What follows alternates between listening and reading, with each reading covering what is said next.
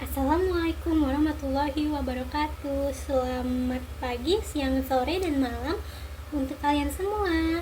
Kembali lagi dengan saya Septiana yang akan melanjutkan pembelajaran kita terkait dengan mata pelajaran, yaitu adalah konstruksi jalan dan jembatan untuk materi klasifikasi jembatan.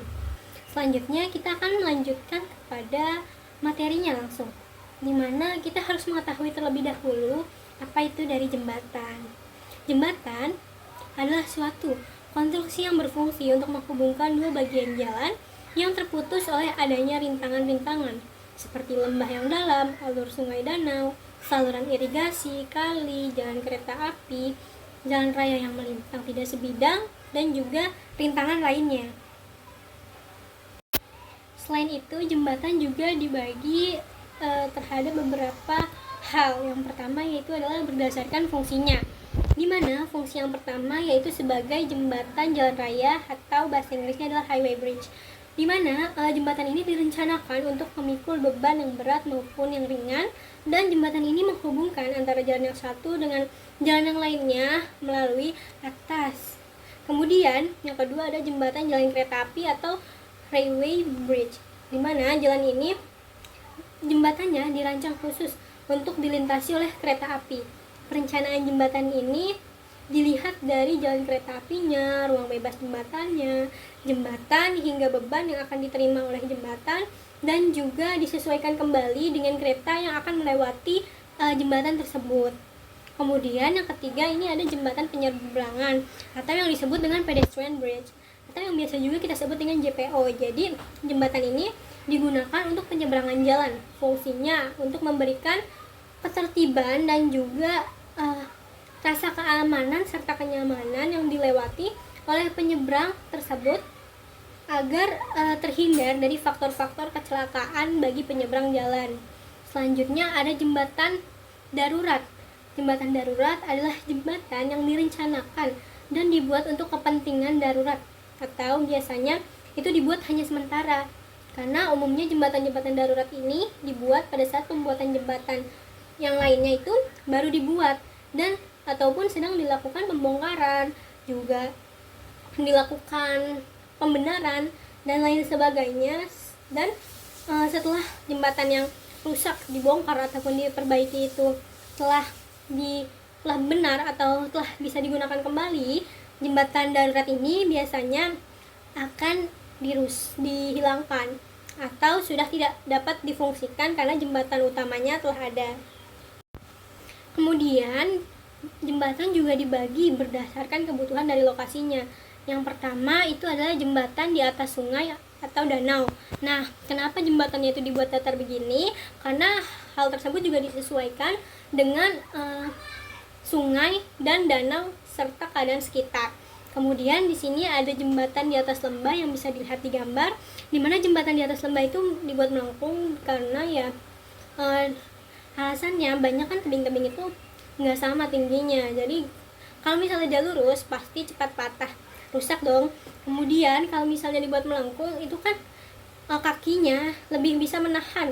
Semisal ini ada di sini dan ini ada di sini, kakinya masih mungkin terjadi penurunan, tapi yang namanya jembatan itu kan juga dipasang pondasi. Jadi pondasi dan lengkungan jembatannya juga disesuaikan dengan kebutuhan. Tapi jembatan kembali lagi bentuknya disesuaikan dengan kebutuhan dan kemauan, dana, dan juga keadaannya. Kemudian di sini ada jembatan di atas saluran atau di irigasi dan juga drainasenya, dimana di gambar tersebut bisa dilihat. Dan ini biasanya kita temukan di sawah ataupun di sistem irigasi lainnya. Kemudian juga ada yang keempat, jembatan di atas jalan raya atau flyover, yang biasanya kita lihat itu di atas. Jadi kayak contohnya itu ada di Rawamangun yang arah ke UNJ. Nah, di situ di simpangan pramukanya ada flyover. Kemudian di sini juga ada jembatan di dermaga yang fungsinya sebagai jembatan yang membantu penyeberangan kapal-kapal, akomodasi transportasi laut, dan lain sebagainya. Kemudian selanjutnya Jembatan juga dibagi berdasarkan bahan konstruksinya. Yang pertama yaitu adalah jembatan kayu, di mana dari segi materialnya kayu memiliki beberapa kelebihan, di mana relatif ringan, kemudian juga biaya konstruksinya lebih relatif murah, dapat dikerjakan juga dengan alat-alat yang sederhana, tidak memudahkan dipengaruhinya oleh korosi. Tapi kekurangannya, kayu ini tidak homogen. Selain itu juga mudah terbakar dan ada cacat dari bawaan dari kayu tersebut.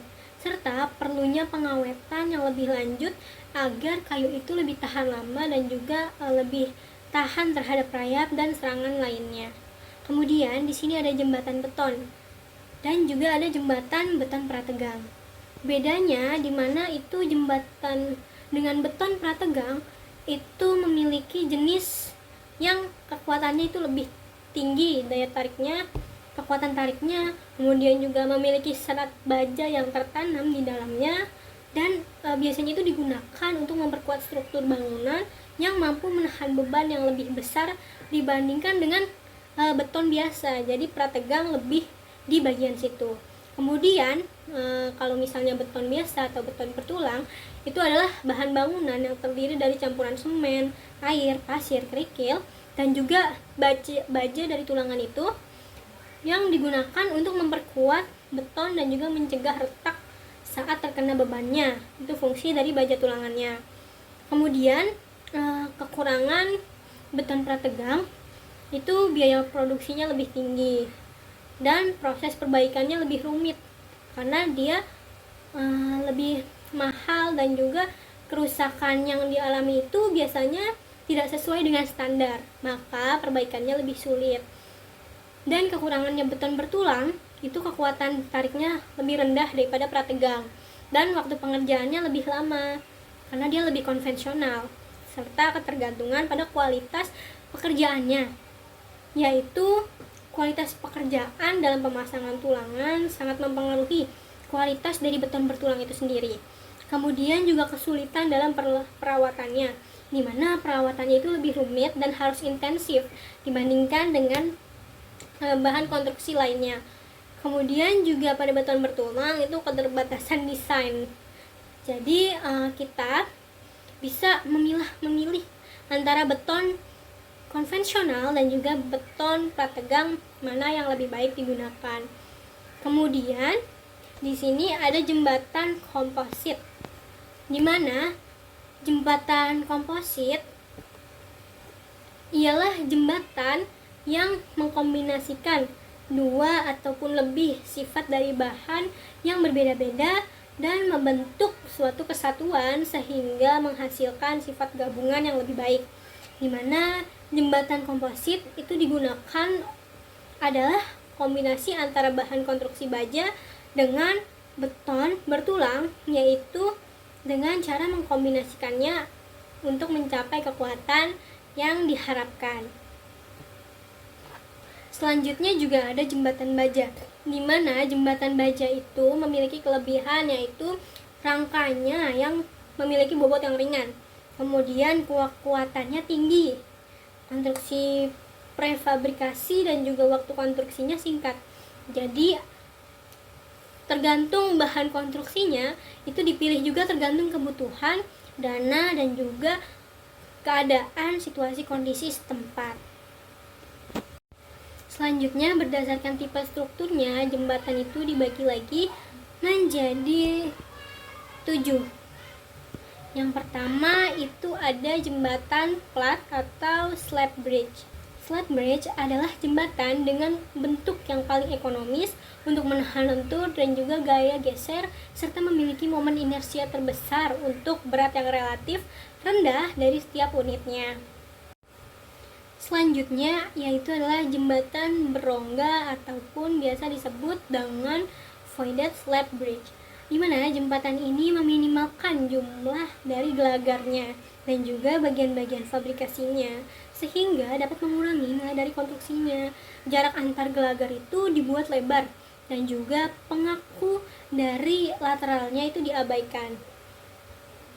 Kemudian ada jembatan gelagar, yaitu adalah Ginder Bridge. di mana jembatan yang memiliki gelagar utama dihubungkan secara melintang dengan balok lantai yang membentuk pola grid, akan menyalurkan beban-beban tersebut bersama-sama, sehingga jembatan dengan tipe ini dibagi menjadi dua macam, yaitu yang pertama adalah eye grider dan yang kedua adalah box grider, di mana hal tersebut membuat proses dan juga biayanya lebih mahal daripada jembatan berongga. Selanjutnya ada jembatan rangka atau yang biasa disebut dengan truss bridge, di mana jembatan yang terdiri dari elemen-elemen yang berbentuk batang disusun dengan pola dasar terus-menerus dalam struktur segitiga kaku yang dapat dilihat bentuknya pada gambar di sini. Yang fungsinya yaitu adalah menghubungkan satu dengan yang lainnya sambungan pada ujungnya, dan setiap bagian yang menahan beban itu menahan aksial, tekan, dan juga tarik bebannya. Kemudian yang selanjutnya itu ada jembatan pelengkung atau arch bridge. Jembatan ini merupakan struktur busur vertikal yang mampu menahan beban tegangan aksial. Kemudian juga ada jembatan gantung atau yang biasa disebut dengan suspension bridge. Di sini jembatan ini digantung oleh penggantung vertikal ataupun mendekati vertikal yang kemudian digantungkan pada kabel penggantung utama. Nah, di sini dapat dilihat pada gambar itu kabel-kabel penggantungnya itu melewati menara dari tumpuan satu ke tumpuan lainnya, di mana menaranya itu bisa dilihat dari gambar yang warnanya itu adalah hijau. Kemudian tumpuan satu yang lainnya itu akan diteruskan melalui gaya tarik dari kabel tersebut, dan desain ini biasanya digunakan untuk jembatan dengan bentang yang terpanjang. Kemudian selanjutnya itu ada jembatan kabel atau yang biasa disebut dengan cable stage bridge, di mana jembatan ini merupakan gelagar yang digantung oleh kabel berkekuatan tinggi dari satu ataupun lebih menara. Desain ini lebih sesuai untuk jembatan dengan jarak yang panjang. Kemudian yang terakhir itu adalah jembatan cantilever atau cantilever bridge, di mana jembatan ini merupakan jembatan yang dibuat menerus dan penempatannya itu sendi di antara pendukungnya, di mana sendi-sendinya itu ada di titik-titik pendukungnya. Kemudian berdasarkan panjang bentangnya, jembatan itu dibagi menjadi 3, yaitu ada jembatan dengan bentang pendek dengan panjangnya kurang dari 40 meter, ada jembatan dengan bentang menengah itu antara 40 meter sampai 125 meter, dan jembatan dengan bentang panjang yaitu lebih dari 125 meter. Oke, sampai di sini dulu pembelajaran kita hari ini. Terima kasih untuk perhatiannya kepada semua yang telah menonton. Kurang lebihnya mohon dimaafkan dari saya. Wassalamualaikum warahmatullahi wabarakatuh. Bye-bye.